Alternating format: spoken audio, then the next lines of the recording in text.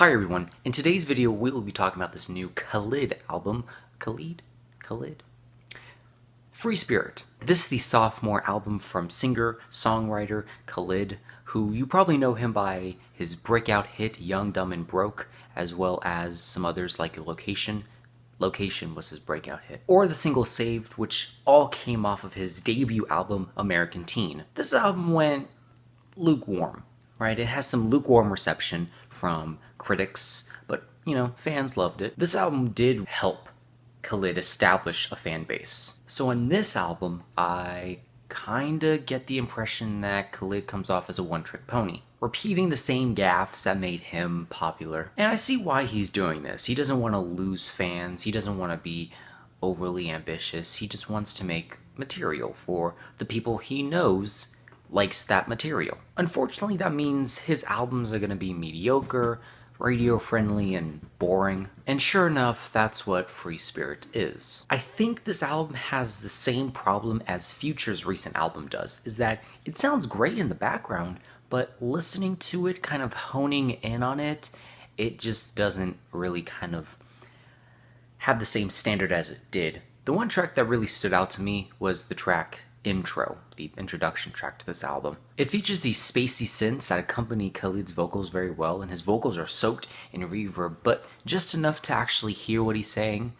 It all works so well together. Now from here we start to dive into the realm of basic, boring, and tasteless songs. After this point in the album, I cannot tell songs apart. They all sound very similar to one another. Khalid wants to repeat past glories, but instead he's just trying to throw something at a wall and hope something sticks. And I get that impression from the track listing. It's 17 tracks long, and it's 57 minutes in length.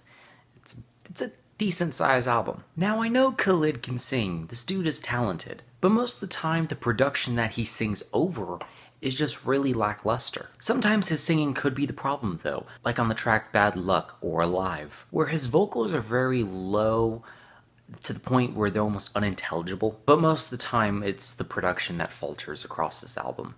And I don't know how there's like 15 producers on this album. Now one thing that could be hit or miss about this album are the lyrics. Sometimes the lyrics sound very well written and sound like they're actually songs made for this album, not for like a radio or anything.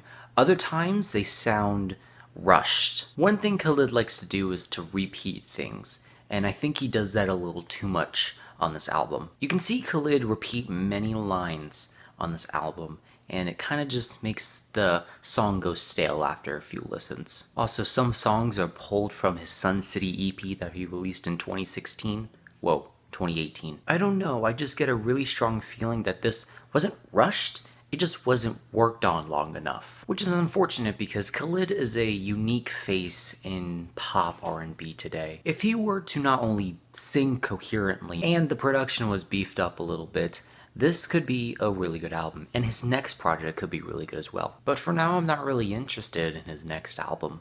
If it's gonna be something like this, and count me out. All in all, I'm feeling a C+. I'll give this album a C+.